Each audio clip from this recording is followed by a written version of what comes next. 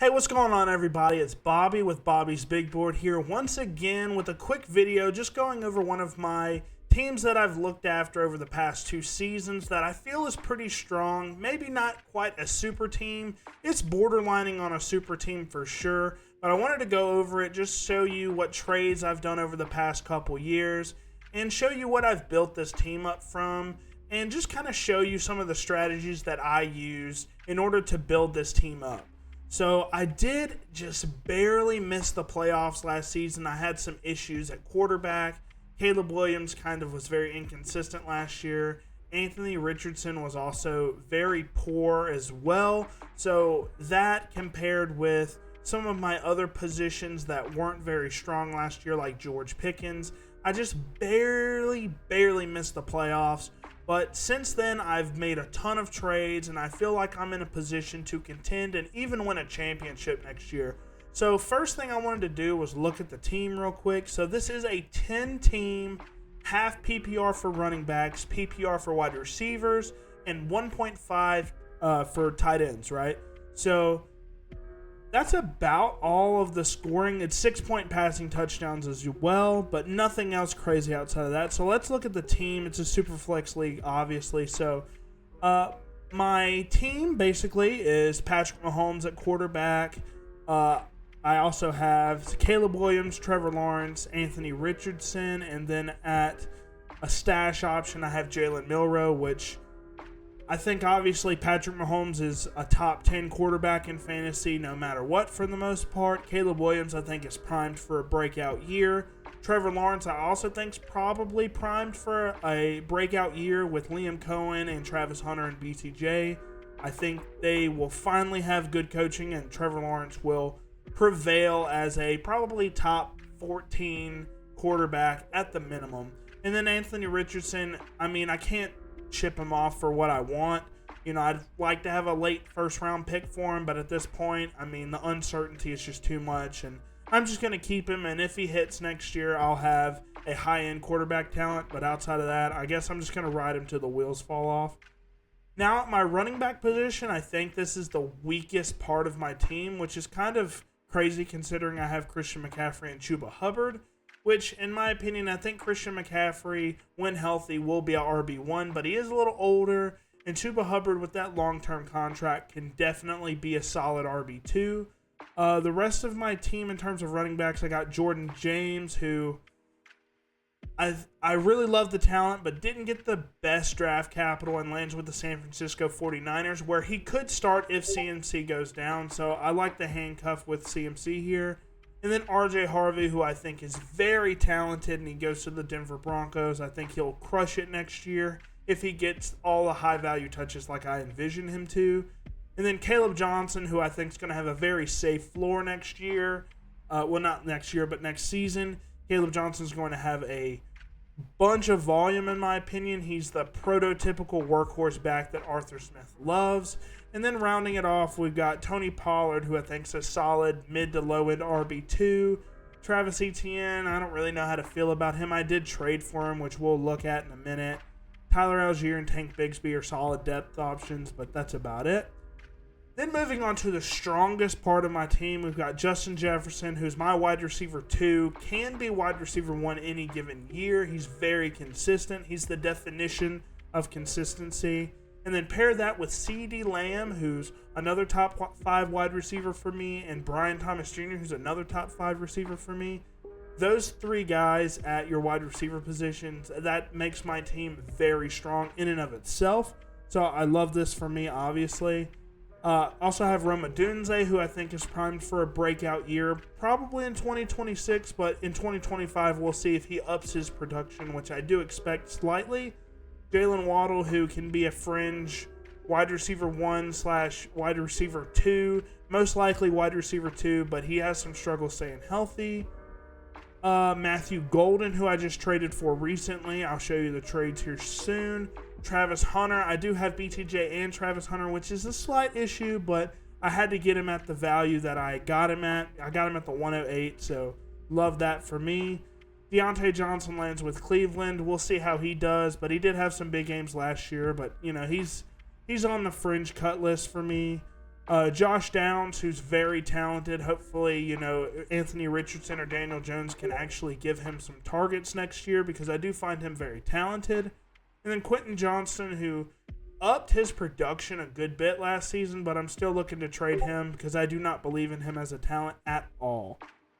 Last up, we have our tight end room, which isn't the best. It's led by Evan Ingram, who I think can be a solid tight end next year with Denver. We'll see. But the rest of my tight end room, got Theo Johnson, who's probably done. I mean, hopefully he can come back to himself, but he has back-to-back big-time ACL injuries, I believe, so he's probably cooked in all honesty. And then Terrence Ferguson, who's a very athletic tight end. Kyle Pitts, who I think is a fringe tight end 1 if he can finally get targets. And then last up is Brenton Strange, who I absolutely believe in this next season. He's taken over for Evan Ingram, and we saw how much Trevor Lawrence loves his tight end, so we'll see how Brenton Strange plays next year. But I think I've got a solid group of guys here. But in terms of my starters, I think I'm a high-end team. Let me know what you think of my team in the comments. I'll look at my taxi squad here real quick. Pat Bryant, who I think is very talented and probably starts in the slot for the Broncos next year. Oronde Gadsden, who I think will be the tight end 1 for the Chargers by midseason. Loved his hands. He's very reliable. The red zone threat as well. Jalen Milroe, like I said, is a high upside stash. If he gets it, he'll be a very high rushing upside quarterback. And then Dante Thornton Jr., who is a height, weight, speed freak. He just can't really play wide receiver right now. He's going to have to develop for a couple years before he can actually get the talent to match up with the production. All right, so kicking it off back until the beginning of the league, this was a startup trade, so I really won't go over that. It was basically TJ Hawkinson for, I believe, Justin Fields and someone else. Justin Fields and Cole Kmet is basically what I traded this for. So obviously a win for me in all honesty, but we won't go over that too much. We'll go over this first trade though. So I picked Bijan Robinson in the second round of the startup and kind of had a need at, for an elite quarterback. I think I only had Richardson and Kyler Murray. So I actually got this trade to work. I got Geno Smith and Josh Allen and Pacheco for a 4th round pick, Bijan and Kyler Murray. Obviously, guys, this is a smash on the Josh Allen side just because he's a high-end quarterback in a super flex league. Obviously, it sucks to give up Bijan, but I mean, if you're not siding the Josh Allen route, this is before Pacheco got hurt as well, which you'll see I moved off of Pacheco pretty quickly. Next up, I traded Geno Smith right back to the guy I got him from for a 4th round pick, a 3rd round pick, and Estime, who was getting a little bit of buzz around this time last year. So I thought it was a fine trade at the time because I didn't really believe in Geno long term.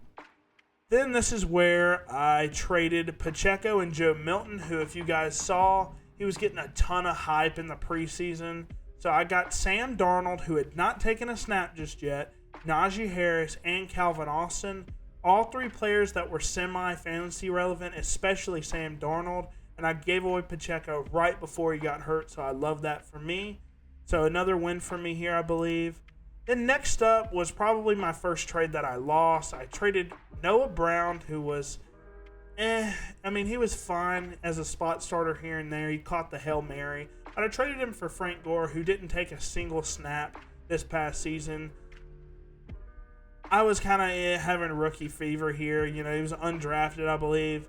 But he was getting a little bit of hype in training camp. So I was like, okay, maybe I'll trade Noah Brown because I was going to cut Noah Brown anyways. Frank Gore ended up leaving my team very soon after that. Okay, next up, Justin Fields. I basically traded him as soon as he starting at quarterback for the Steelers. And I traded him, Corum, who I think is cuttable at this point, and Naylor, who is a fringe kind of guy that you could start, maybe not. But I traded him for Demont, Amari Cooper, who I believed was going to the Chiefs at this point in time. He ended up going to the Bills, which I thought was even better for him. And then Tyler Huntley, who at the time was a starting quarterback. I then immediately, like a few days later, the same day actually, I traded away David Montgomery. This is what starts my Dynasty team, in my opinion. I traded away Josh Allen, Demont, and Christian Watson for DJ Moore, Chuba Hubbard, Caleb Williams, Brian Thomas Jr., and then this pick, which ended up being the 102. I don't know why it says the 110 here, but it ended up being the 102 in the rookie draft. So obviously, guys, this is a fantastic trade for me. Obviously, Caleb Williams didn't do exactly what I wanted him to do this past season, but I think Chuba Hubbard had a breakout year. DJ Moore and Caleb Williams stacked. Brian Thomas Jr. is probably worth more than Montgomery, Christian Watson, and 2 firsts combined. Maybe I'm exaggerating a little bit there, but there's also Josh Allen in the mix here. But in all honesty, I mean, Caleb Williams is a late first-round startup pick, and Josh Allen's obviously going at the 101. But with all of these picks here, I think this was an absolute smash for me and what started the super team, in my opinion. Then I really wasn't starting Sam Darnold all that often just because I had Richardson going. I had multiple other quarterbacks at this point in time. So I ended up getting the 208 and Tank Bigsby, who was coming off multiple 100-yard games. I think back-to-back 100-yard games. So kind of cashed in on the value here. But I also think I cashed in on the value with Sam Darnold. I mean, Sam Darnold he wasn't really doing it for me. And obviously, I thought that the Vikings offense really elevated him, and I knew he wasn't going to be there next season. He's going to go to Seattle next year, where I expect him to struggle a good bit. But it's pretty close, but I would probably lean the pick side unless, I'm really QB needy, in which at the time I wasn't. Next up, I got the 201 and Gabe Davis for Amari Cooper in the 308. At the time, I was like, Amari Cooper at this point in time, I think, was coming off a couple poor games with the Bills at this point. So I was like, just give me the 201 and Gabe Davis, and I'll give you Amari Cooper. I think this ends up working out for me, even though I did cut Gabe Davis after all rookie drafts. Then I ended up this is the 102, by the way, not the 110. I gave away the 102 and the 203 for McCaffrey, Deontay Johnson, 2/3, and Trevor Lawrence. Like I said, I really much believe in Trevor Lawrence as a talent, as a prospect, and I needed a running back since I basically had Tony Pollard and Najee Harris and Chuba Hubbard as my running back, so I wanted to get the upside here. I think this is fine. I think the 203 for Christian McCaffrey is pretty fair. And then the rest of this for the 102 is fine. I think T-Law's worth a mid-first by himself, so it's close, but I think I'm leaning with the Trevor Lawrence side. Maybe I'm being biased because, this is my team, right? But just kind of showing you everything that I've done in 2024. And then the last trade I made in 2024 was on Christmas. I traded the 108, Najee Harris and DeAndre Hopkins for Tony Pollard, Rome Odunze, and the 102. I don't know if this is right. I mean, no, it can't be right, but this has to be, I want to say this is the 103 and Sleepers got it wrong. I believe this is the 103. Yeah. I don't know how, I got to remember slightly real quick. So I think I moved back to the 108 because I picked at the 108. So I want to say I went back from the 103 to the 108 and got Rome Odunze and Tony Pollard, and he got Najee Harris and DeAndre Hopkins is what ended up happening. I don't know why Sleepers got this all mixed up here, but that's what happened. So it was Tony Pollard, Rome Odunze in the 108. For the 103, Najee Harris and DeAndre Hopkins. Obviously, I think Rome Odunze is, very solid by himself. So trading up, 5 spots and giving up 2 players that are... DeAndre Hopkins is borderline cuttable, and Najee Harris is definitely not... It doesn't have great outlook now after the Omarion Hampton draft, but... Yeah, these are the trades I made in 2024, so let's look and see what we did in 2025 so far. before I do this, I kind of need to give you some sort of verbal representation. So in the rookie draft, I went over this before in another video, but at the 108, I drafted Travis Hunter. Then I got Caleb Johnson and RJ Harvey at the 202 and the 201. And then at the 207, I drafted Jalen Milroe, I believe. Or no, I didn't draft the third time in the second. I had 3 thirds. Then in the third, I got Aronde Gadsden at the 307. The 302, I believe, was Pat Bryant. And the 303 was Jalen Milroe. So, and I did not have a 4th round pick. So, overall, I thought my draft was pretty good. Travis Hunter at the 108, I think, is very good value. But that was what we did in the rookie draft. So, let's go ahead and look at what we did in 2025. So, first thing I did at the beginning of January, I traded for Jermaine Burton for the 308. He is cut now, but I had some talent that I saw in Jermaine Burton. He just has some really bad off the field stuff, and more off the field stuff came about after I traded for him, so he ended up just getting dropped. So I give up a late third for nothing, basically, but I've won a lot of these trades before that, so, I'm going to have to lose some of these trades eventually. Then I traded my 207, a 4th round in 2027, and Cole Kmet for 2 thirds, a 4th, and Evan Ingram. I prefer Evan Ingram over Cole Kmet at the time, and definitely now that they drafted Colston Loveland, I would much rather have Evan Ingram, even though he is older. So give me the Evan Ingram side here. And then I traded away Ladd McConkey. I know you guys are absolutely hating my Ladd McConkey take right now, but I'm going to go off on a tangent real quick. So Ladd McConkey I view as a sell right now for a lot of reasons. So first thing, he was hurt a lot at Georgia, and if you had him on your Dynasty team last year, he was on the injury report pretty much every single week. So keep that in mind. He will get banged up. Thankfully, he played all the games last season, but don't expect that to be the norm going forward, I don't think. On top of that, they brought in Trey Harris, who I find super talented. He will play the vertical X role, but I do think that takes away from Ladd's targets. And on top of that, if you look at Ladd's games over the first few weeks while they were rushing the ball with J.K. Dobbins, he didn't really have as much volume as he did down the stretch. I did expect him in the 2024 season to be a breakout rookie because there was nobody else on that depth chart besides him. But now that they have Trey Harris, they drafted another guy. Quentin Johnston actually kind of stepped it up last year, even though I don't believe in the talent.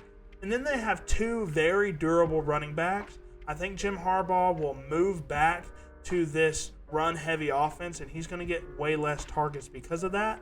All of that to basically tell you that I got the 104, the 303, and ETN, who I value as like a mid-second. So I got a mid-first, a mid-second, and a mid-third for Ladd McConkey.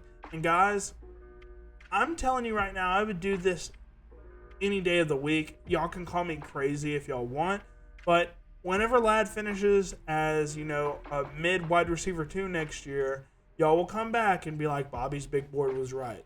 And if not, spam L's in my comment section because I deserve it. But I have my opinions, and, those are my opinions from watching film and doing this for a long time, guys. So, I'm right a lot of the times, but I do eat L's every now and then. But I don't think it's going to be this time. Next up, we have a trade that I kind of feel bad about, in all honesty, because I think this is an absolute smash for me.